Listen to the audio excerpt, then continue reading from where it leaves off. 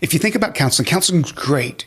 If the person going to seek out counseling has said, I want counseling, I need counseling, and they're willing to put in the work, then it's great. If they come into it going, I'm forced to do this, I don't want to do it, never works. It's not going to do anything. Mm-hmm. And the same thing really with the nice thing about the mentoring is we've probably had a couple that didn't go well. None of them really ever went south. Some just weren't quite as good of a fit, but we're easily putting in the 90, 95 percentile of successful mentoring relationships. And a lot of it is because we're working normal people, normal issues.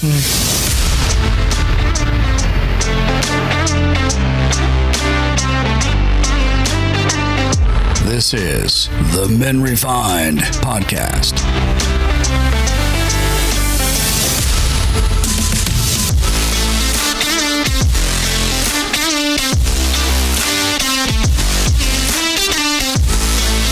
Hey friends, welcome to the Men Refined podcast. In this episode, I have my good friend, Andy. Andy, it's been a good friend to us. Andy Carter has been a mentor to myself, a great family friend here in Colorado. Andy, thank you for being here. I'm glad I can be here, Rafael.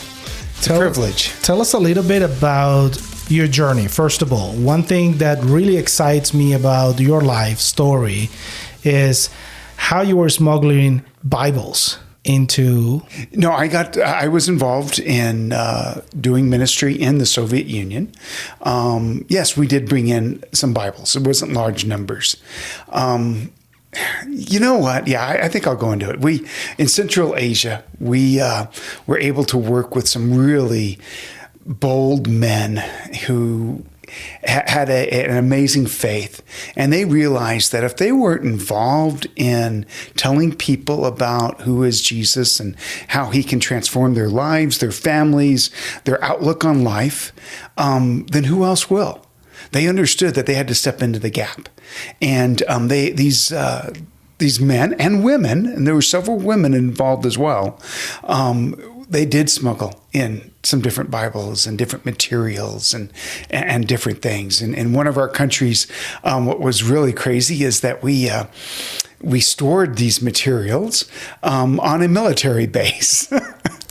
Of all things, talk about being safe. They were very safe, well protected. Again, I think if this is something you can just go as long as you can go. And you can be as real as you can reel, but I will not like to put you in any spot or say anything that you're not supposed to say. I just wanted to put that out there for those who are listening. Yes, there was a time where I would have made sure this thing was burned and everything else. We had to be extremely careful. I do know when we went into the Soviet Union back in the late 1980s, which definitely dates me, we were followed. Our rooms were bugged. And we only brought in a couple of Bibles.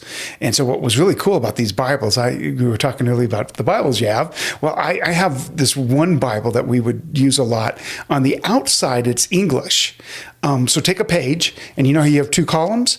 Well, the column that would be on the outside is English. The column on the inside is the Russian translation of it. Okay. Part of it is that if someone was to look and ask us about the Bible, I would hold on to it and go, see, look, here it is. It's English. I wouldn't open it all the way. And so they could see the English and not the Cyrillic. Wow. And that's because they knew that not many people will speak the language, right? Correct. Okay. Oh, you can bring in an English Bible. You're just fine. No problem, right. And I think you were also limited. I don't know exactly what it is. So we each only had about like 10 Bibles. But we handed them out very judiciously back in those days. It was like gold, right? Oh, yeah, it was. It really was. It was wild to hear some of the stories. There was one guy who he was blind, but brilliant, one of the most brilliant minds around. And he would listen to the Voice of America. And I remember that. I used to listen to it when I was a child. My dad used to be a fan. Okay, yeah. So and apparently they would, in the 80s at least, that have some Bible teaching and different things like that. Yeah. And this guy became a believer through that. And at one point, he had heard some of Josh McDowell's stuff. Wow. And he just loved it.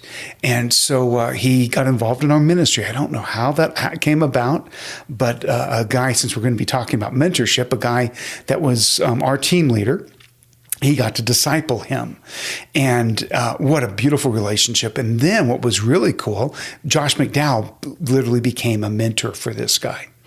And he would go and translate for him, and do other things. This guy was brilliant. I mean, really, one of those rare, brilliant people. He had become a pastor in a church there in Russia.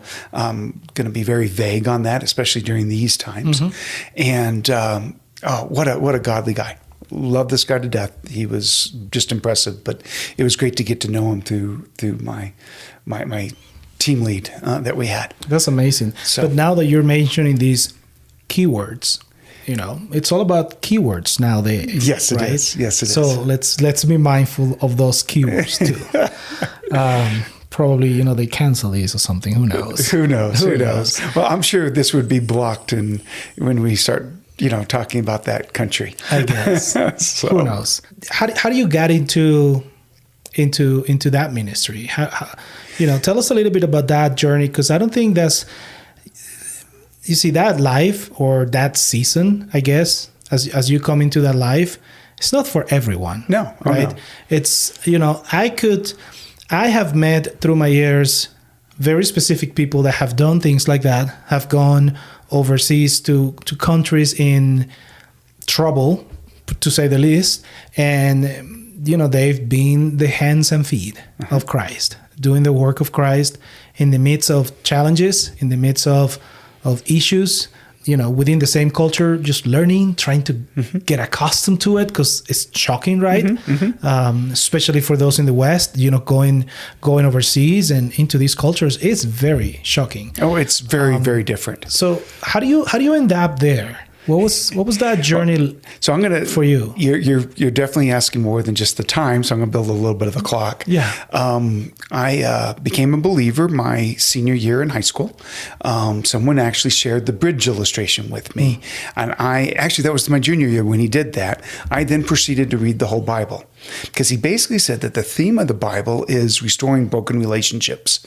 And I come from broken relationships, parents divorced and mother remarried, and that was a challenging marriage. And nonetheless, the fact that God ultimately is about restoring these broken relationships, and it starts off with that most important relationship with Him, it really got me going. And so I started to study and I started to dive in.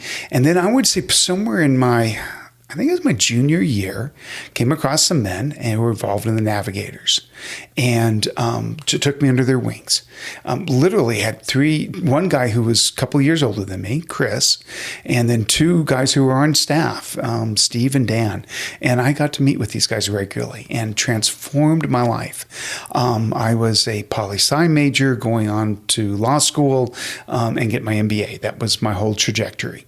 I did get the MBA, never did get to law school. And sometimes I'm like, oh, darn, I would have loved to have gone on to law school. Right? Yeah. But at the same time, God had a different plan. Amen. So I then worked for the University of New Mexico. I was on their dean of student staff. I did a bunch of different things involved with them, as well as the church that I was involved, Calvary Chapel of Albuquerque. And in the midst of all this, I became, I guess you could say, just one of those few times I feel like God spoke to me. And as I was wrestling with some different things, I felt like God says, Andy, I have equipped you in a certain way that if you want to keep just playing the game of faith, stay here. But if you want to really see and experience me, you need to take a step out. And here I am with my MBA, ready to go out and do some different things. Have pretty good resume under my belt. My family certainly was like, yeah, get going. I like to jokingly say that my grandmother was ready for me to have a white picket fence and 2.3 kids and 1.8 cars at that time. And so, that was her and the family's image for what I need to be. I was the oldest of three and the one who pretty much would set things up, and this is how I'd go, and I'd get those things done. And now I was being challenged, and part of it too, I'd even back up a little bit, was this. I was in a group of guys, and we prayed every Sunday night. And one of the guys in that room prayed that we would touch the 6 inhabited continents of the world. I can distinctly remember consistently saying, "Thank you, God, for North America." Right. Here I am. I don't need to go anywhere. Of course. And I think that laid the groundwork for the time when I felt like God was speaking to me, going, "Andy, if you want to play the game, stay here."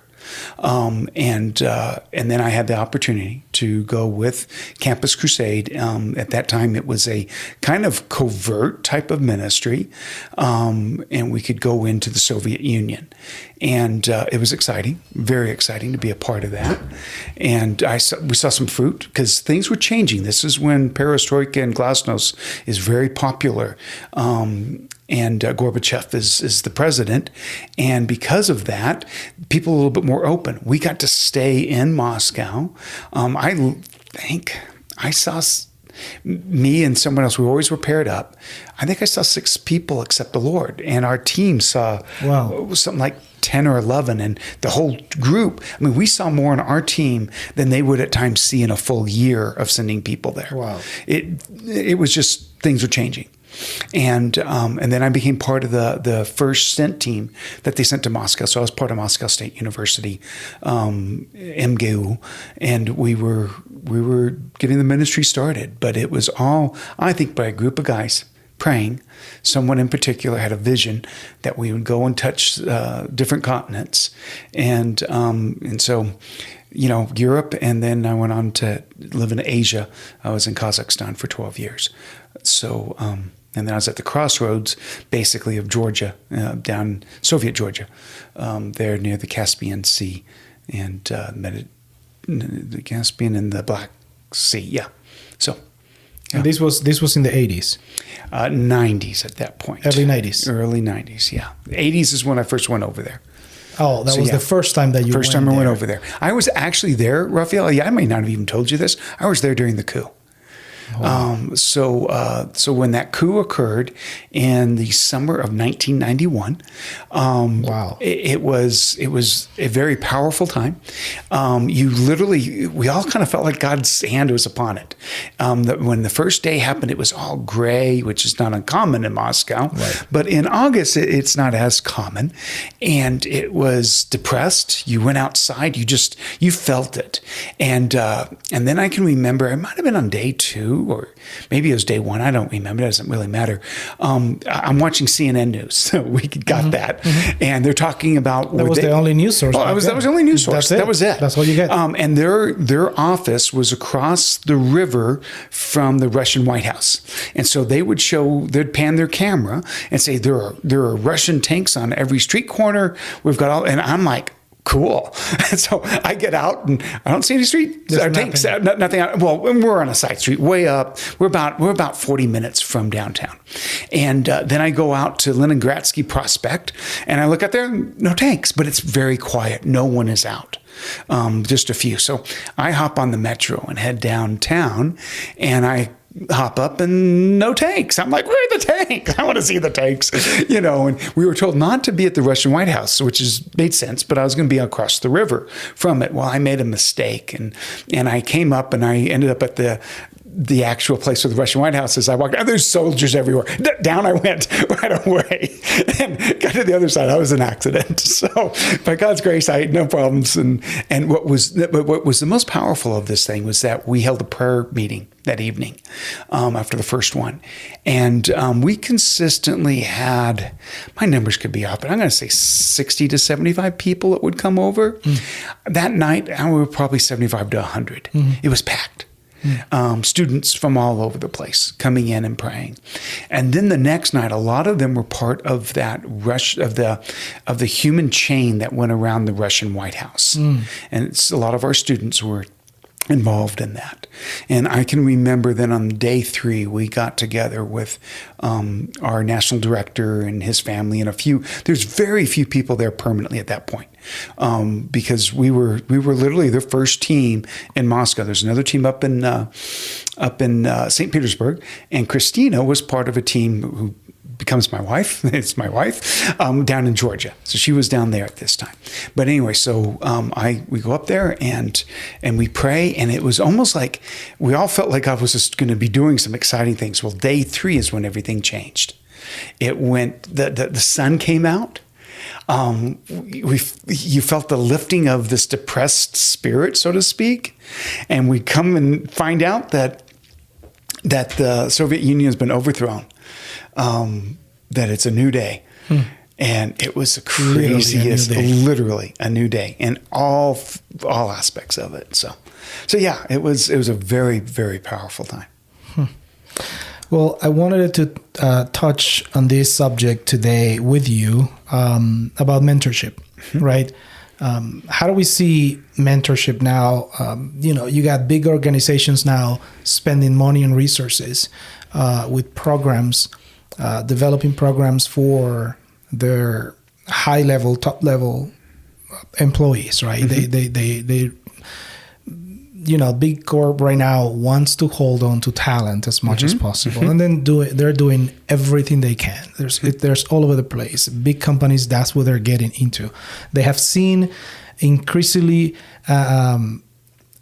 good, positive outcome of those who jump into a mentorship program. That's in big corp. I want to talk about mentorship within our lives as Christian men. Well, what does that look? Yeah, go ahead. Yeah, well, just to reemphasize it, I just decided to look up a little bit of stats. Out of your Fortune 500 companies, something like 85 to 90% have a mentorship program. Those in the top 50 or 100, 100%.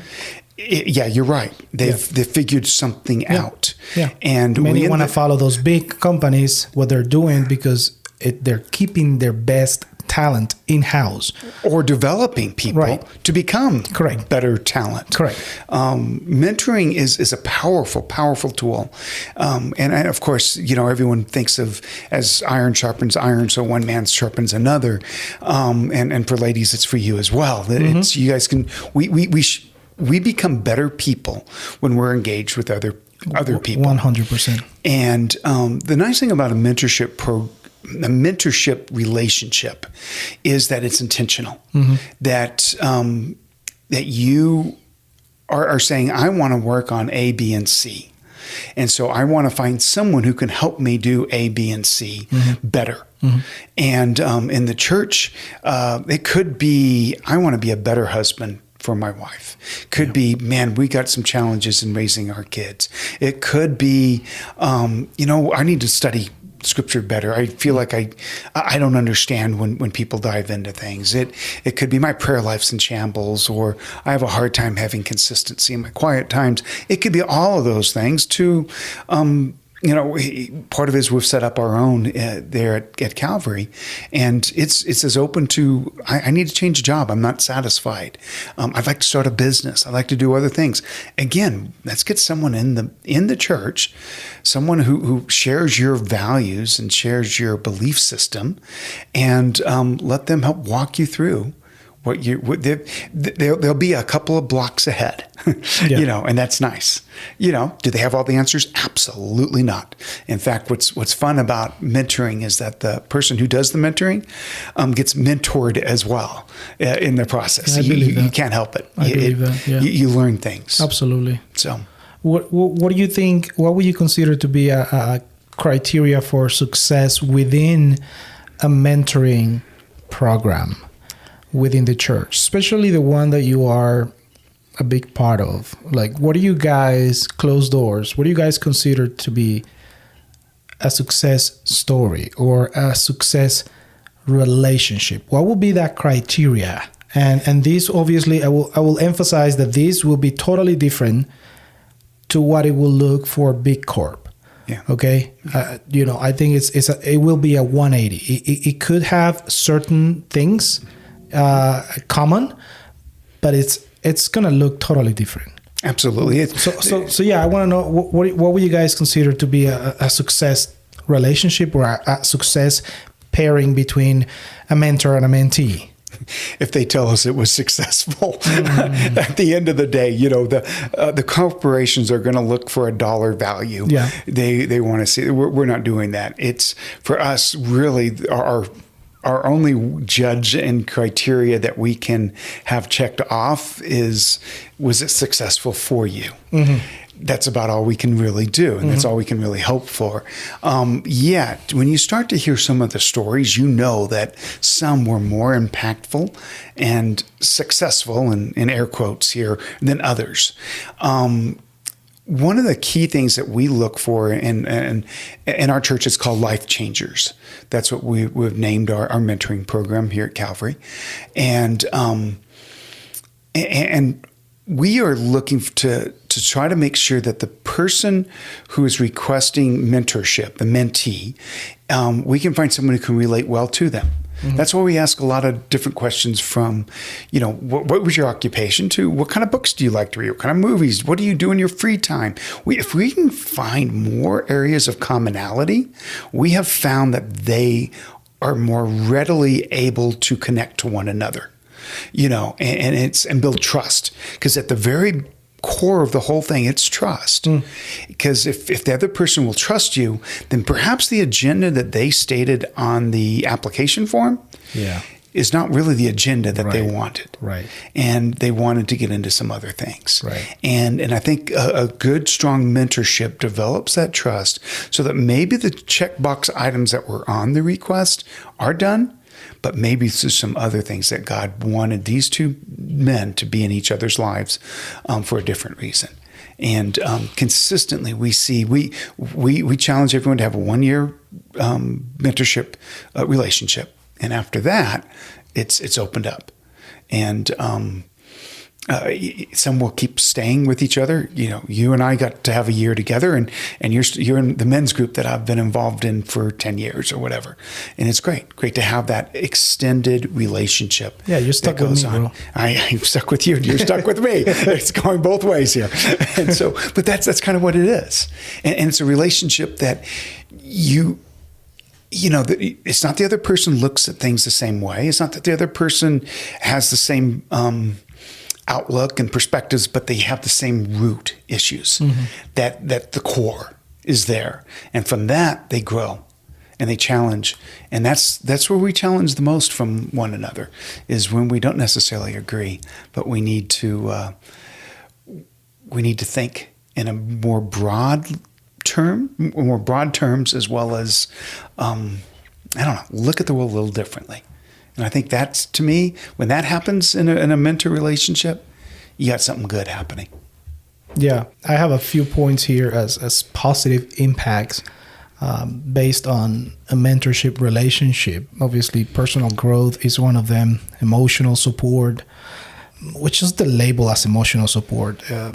It just bothered me because it has been associated and misused. Improve relationships and career development. But I think, what would you say about that emotional support? How would that look into a mentor-mentee relationship? Because as a mentee, the mentee has to be able to share certain things with their mentor. So transparency needs to be involved in the process. We need to humble ourselves, right, and open up so we can actually... Vulnerability. That's part of learning to be vulnerable. Definitely. Yeah, we need to be able to be vulnerable, humble ourselves to tell that story, not this story, but that story that is in us, that sometimes we just don't...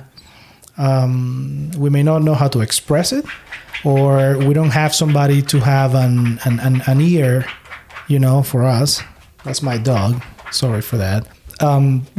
She always hangs out here in the studio. I don't know if you guys have encountered a pairing that have gone south. In any case, how will you handle that, right? Because I don't think we as mentees or mentors are expecting to be in a relationship where we have to deal with a lot of mental issues. Like, I don't think we're in that we're not psychologists or neuroscience.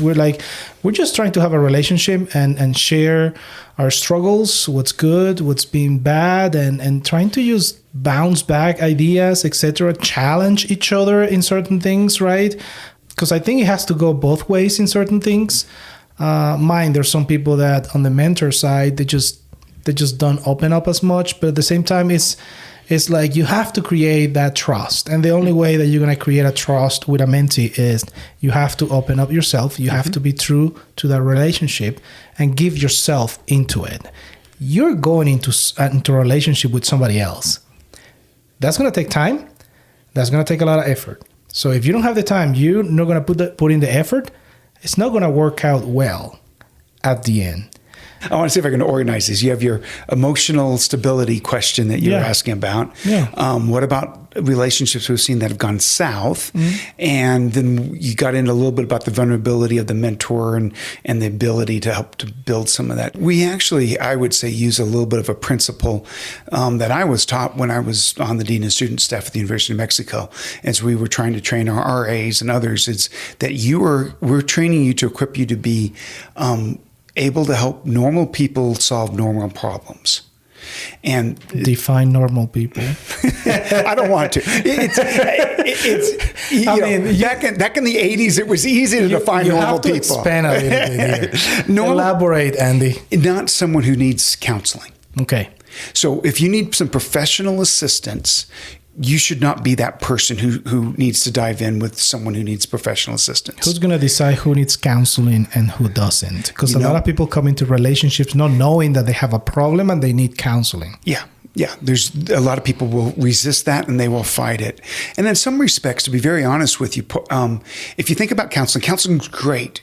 If the person going to seek out counseling has said, I want counseling, I need counseling, and they're willing to put it in, the work, then it's great. If they come into it going, I'm forced to do this, I don't want to do it, never works. It's not going to do anything. And the same thing really with the nice thing about the mentoring is we've probably had a couple that didn't go well. None of them really ever went south. Some just weren't quite as good of a fit, but we're easily putting in the 90-95 percentile of successful mentoring relationships. And a lot of it is because we're working normal people, normal issues. And a lot of times the people that we do get in the mentoring program have been recommended, especially in the early part, by pastoral staff. They're realizing, this person could get better attention, better care if they were to meet with someone else in our church to walk them through the challenges of life. And that's part of how we got Life Changers off the ground, is that they're like, if we have so many talented people at our church, gifted people with a lot of experience and a lot of background. But getting back to the original thing I started on this thing was very few of us have been trained in counseling. So I've received probably more than most have in counseling, but I also know right away, no, this is beyond my pay grade. And that's when you start to feel a little bit like this is over your head, no longer normal issue in the midst of what's going on. And so there've been people who've been going through counseling, who've been involved in our mentoring. And it's very important at that point that you define what you're working on and what you're not working on. And obviously, as people, a lot of these things blend together. Our life isn't so clearly segmentized as we would want it to be. Us guys are often joked about that we can, put one thing in one cubby hole and the other thing in the other. And we can to keep on dealing with certain parts of life. But at times, they start to bleed together. And so the mentoring program can help someone who's been struggling. What's wild to think is there's been a couple of times where someone said, this guy was like a father to me, and that's nice. And there's been some people healthy. It is. There's been some people who have not had good relationships with their fathers. And so, something like this is really good and very helpful, but it's if there's something deeper in there then that's where getting professional help is going to be the best solution. But after you've gone through some of that, you may say, hey, look, I know what I need to implement. I know what I need to do. It would be really nice to have someone who could walk alongside. Because the counselor, think about it, what is it, an hour a week or something like that? You know, you lay down on the couch. Okay, I'm going a little bit more stereotype, but anyway, so you get some of that. But now you need someone who can walk you through it. And that's where the mentoring relationship can help to take over. Because, you know, it would not be healthy to think that this other person can help you diagnose and walk through some of the pains and hurts that you're going through, and help identifying those. Those need to be done by a professional. And it seems also within the organization of the church that we're part of and the mentorship program that you're part of, that there's some sort of vetting system even within the church. I'm not sure if that vetting system is set in stones or is just happening organically as it goes. Structurally, that's a good structural question. So if someone else was going to set it up, we have a pretty extensive application. We've had some people say maybe we need to make that shorter, and we've wrestled with that before because it's. You're talking about that big form that we fill? Yeah. It's pretty intense. Yeah, it is. It is. And it is for a purpose. We want to make sure, first off, that you're going to go through this and start to identify some things that you really do want to work on. And it's not just for anybody. And so that structurally, in fact, actually is a lot simpler than where we pulled some of this material from. We've cut down on a variety of different things, but it needs to be somewhat of an obstacle because, again, structurally, we're trying to weed some people out. You know, they're not really that committed to it. They'll show their commitment just by the willingness to go through and complete that form. Yeah, that makes sense. And so that way, when they go through it, because the mentor is as well, you know, completing something like that at some point. Although honestly, I pull in and Greg out in Boulder, we both pull people that we know because it's a different situation. It's mentee driven. We got to have a mentee put in the application, then we can get a mentor. We have a list of mentors. Right. We try to get them to match up the best possible way. And sometimes the people that we have on our list aren't necessarily the best fit. And so we'll reach out. But structurally, to help you in reducing some of that thing, we have systems in place. And then, yes, there's an organic component. We paired two people at one time together. And part of the things that this other person was working on were things that he was walking through with a counselor as well. Well, the mentor had a son who had dealt with a variety of those type of things.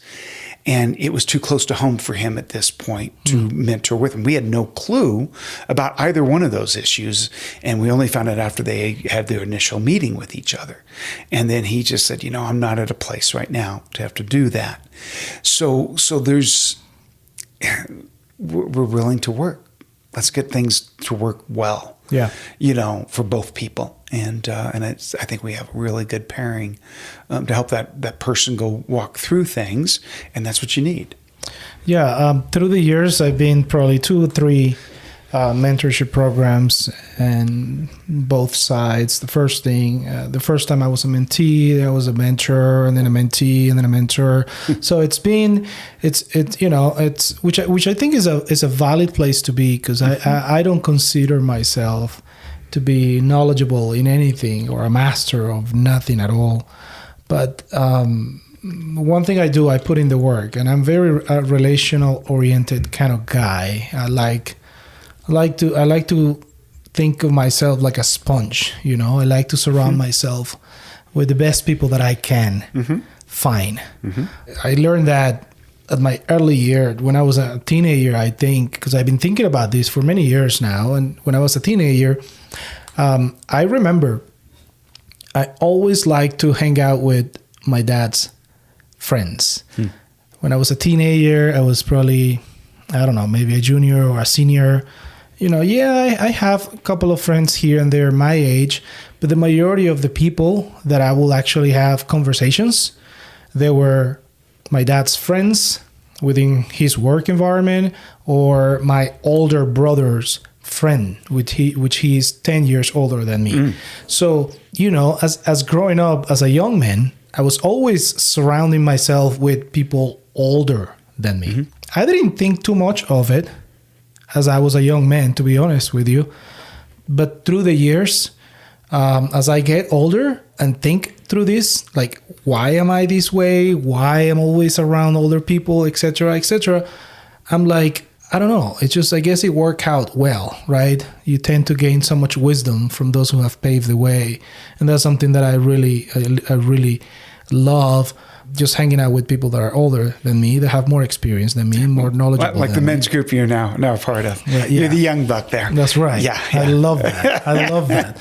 Sometimes I just shut up and listen, and sometimes I just say stupid stuff, But yeah, I like to have the wisdom because you learn so much. Within a mentorship program, I also think that the one that you're part of, that we're both part of, I think is very thorough, organizational, like logistically. I think it's done well. I guess I'm just piggybacking from the ones that I've done before. They have been a bit more organic. This one, I can see that there's a lot of thought behind the logistics of the process, which I do appreciate. I think Greg is doing a great job overseeing that and being on top. And every guy that I know, it's part of the process. They're top-notch guys. Also on the mentee side of things, as a mentee, you're going to get what you pour into the relationship. Absolutely. And sometimes a mentor cannot do all the heavy lifting in this relationship. And we design it not to be. So without going too much into it, I think that's part of the difference between discipleship and mentoring. Yeah. A discipleship relationship, the discipler selects. Yes. He goes out and chooses the people that he wants to follow him. Yeah. And he kind of has a bit of an agenda that he's working on to try to help his disciples grow. He does it first. The other one sees it first. Exactly. Then you do it with me. Then now you do it and I watched it. Exactly. It's that type of thing. Whereas a mentorship relationship, the mentee is saying, I want to work on A, B, and C. And is asking someone else to help him to do that. That's what we're big on, trying to set up some goals. If we can get people to set up goals, what are you trying to do? How are we going to get from point A to point B? And be flexible enough to do it. And so we really push that it's mentee driven, really for the first 3 to 6 months. As the trust gets established, then we hope and encourage the mentor to challenge the mentee a little bit more. But there's a big difference there in that the mentee is driving it. They have their goals. They know why they wanted to get someone older into their life to be able to help them walk through the next phase that they're going through. In your life, what has been some of your key mentorship relationships that has really make huge impact in your life as a young buck and also, in your season right now? Is there something that you would like to share? Because I think it's important for people to know that this is not something that is in the box. No. This can happen organically and totally go through a season that you were not expecting to go through with somebody else's. And sometimes the expectations or what we come out of this relationship, the expectations were not met, but they were actually better. You came out even better. You were not expecting to come out this way. Fortunately, and I mentioned some of the names back in college, people who discipled and people who mentored and things like that, their involvement in my life, and it was a difficult time on a variety of different fronts. Without them, I think I'd be a basket case. In fact, one of the things that's really helped challenge me to be involved in mentorship is you look at the difference between myself and my brother, who's 10 years younger. I really don't think he's ever had a mentor at all. Did not have the best relationship with his father. Our father he's my stepfather. And And in that, he struggled. I mean, he's still struggling to this day on a variety of different levels. And he has a hard time in developing deep and meaningful relationships. And I think at the very core is the very fact that he has not had another man walk with him in life in a deep and meaningful way. So yes, so I am very grateful that I had these other people in my life when I was in college, going through college, doing different things. I can remember when, at this point, I think I was the faculty representative for the Navigators. I'm not being discipled by anyone in there. Everybody else is gone and moved on and different things. But there was a guy in the church I was involved in. Russ was fantastic. He was so different than the others. And yes, you don't necessarily always, but he mentored me, and it was very powerful. Then I go out and when I'm in Central Asia and Almaty, and this guy, I did a lot of work with the Jesus Film. And this one guy took over the Jesus Film for our area in North Africa, Middle East, and in the stands. And I answered to him, and he had vision, he had experience, and all sorts of things. It was wonderful to be mentored by him. So I think through our lives, and I come here, and now I'm in real estate. I fortunately had some people early on who were able to help mentor me in that. We need to find people to mentor us. I look at the group that we have on Tuesday mornings as somewhat of a peer mentoring. But I can remember when I was in between jobs, Adrian Boykin, who used to be our pastor here in Kansas, he hooked me up with a gentleman that been doing some of the same things. Wonderful man. And we met, and it became a mutual type of encouragement. So, I think we should be ready to look especially when life changes are coming upon us, or there's certain things of uncertainty. Why not go seek out someone and say, hey, would you help me walk through this? Now, at Calvary, we have a formal system to do that, but some of it does happen organically. Sometimes you just know a person, and no one at Calvary would tell you, what are you doing in that mentoring relationship? It didn't go through Life Changers. Never would say that. Right. Never would. The advantage of going in through the Life Changers program is that we get to see your application and what you're trying to do and who you are, and we have a larger sphere of people to select from. Whereas you just may know Joe Schmo, right? And you ask him because you think maybe Joe Schmo's good, but maybe this other guy is much better. So that's the advantage of applying with us, to try to help make sure we can walk you through it. And so I found it to be very impactful for me in my life. And next time I probably go through a major life-changing event, I'll probably seek somebody out to get their wisdom and insight. And I think you mentioned something when you talk about it, the humility. You got to have humbleness. I think is a key. You got to be humble, and you got to be willing to go, hey, I don't know everything, and there could be some avenues. There could be some surprises in me trying to make this decision that I may not be seeing. And it would be great to get someone who's been around the block before. Yeah. And in closing, what are some of the key elements that we as men need to be self-aware of? What is something that we as men need to self-identify in our lives to get into something like this? I would say pretty much what I said my last statement. If you're going through a life change, okay, let's say you're about to be an empty nester, or let's say you want to start a new business, or let's just say you feel like things in the family life isn't going where you want it to be. You're moving from man-to-man defense to zone defense because you're getting your third child, and you're feeling overwhelmed and anxious about it. We need to be humble enough to say, you know what, I'm not ready to really raise the white flag and surrender, but I want to make sure I can talk to someone so that I don't do that and that I can do it well. We sometimes live with things that we don't have to live with on our own and carry burdens. I mean, think about it. Your dog hangs out my dog hangs out with me. They're pack animals. We have no problems understanding that. I believe we as people are pack animals. Absolutely. We need each other. But in America, we're taught to raise ourselves up by our own bootstraps, solo, individual, and you go individually. And mentorship is saying, look, I'm not playing that game. I'm getting out of that race. Yeah. I am going to find another godly man, or if it's a woman, since you said 11% of your people are women, find another godly lady that can help give you perspective, to help to give you ideas, and can be a sounding board to help you walk through that next stage of your life.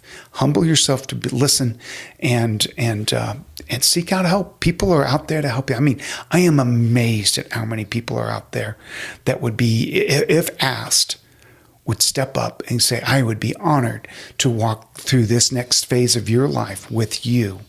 And no one knows exactly what they're getting into. Yeah. The mentee doesn't know. The mentor doesn't know. Yeah. And again, 90% of the time, both are blessed in ways that they never thought that they would be. It ends up being a better experience than they even anticipated. So be willing to do it. I don't think that others would not, give of themselves and their time to be a part of your life so that you can get through the next stage of life. I heard somebody once say, if you're looking for somebody to mentor you, don't go to them and just say, hey, would you be my mentor? I need you. I think some will think like, what are you talking about? Because a lot of people will say, being a mentor, it's always associated with a huge weight on the mentor side, right? A huge responsibility. So coming into a relationship or somebody that you maybe know or lightly know, and come like that and say, hey, would you be my mentor? I'm going through a couple of things. I don't know how certain people will take that. I think from the men I know, they will seem like that seems like a lot of responsibility versus, hey, do you have a minute? You want to go for coffee with me? Can we just have a conversation and just get something to bounce off of you? Coming this way, it seems to be more effective that relationship, and it can grow from there. Oh, yeah. Without that label. Sometimes that labels. So basically, you're saying, how do we get into this relationship? Yeah. If you're at Calvary, apply, go to the men's or the women's pages. Both men and women have application forms available online. That's CalvaryBible.com.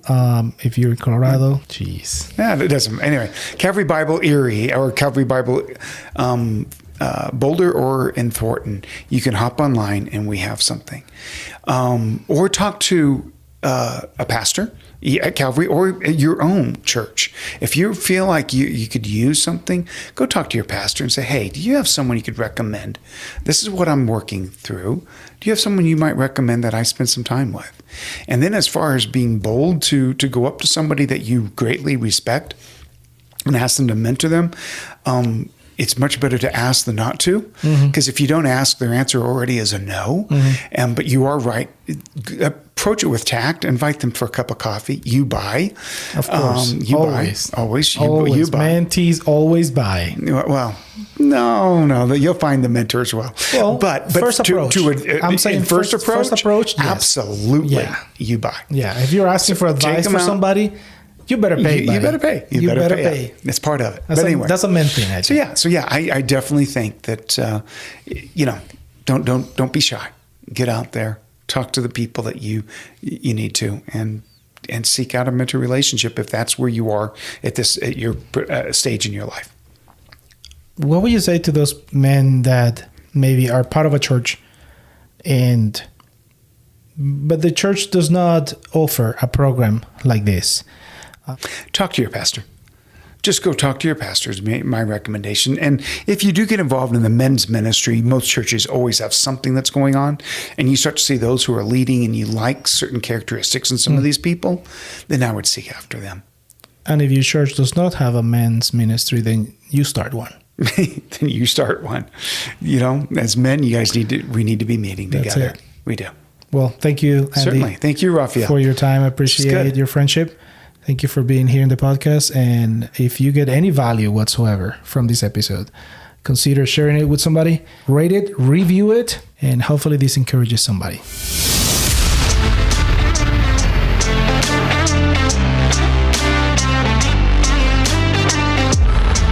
Hey friends, thank you so much for listening to the podcast. And if this content is helpful to you, would you consider rating this episode and subscribe to the podcast?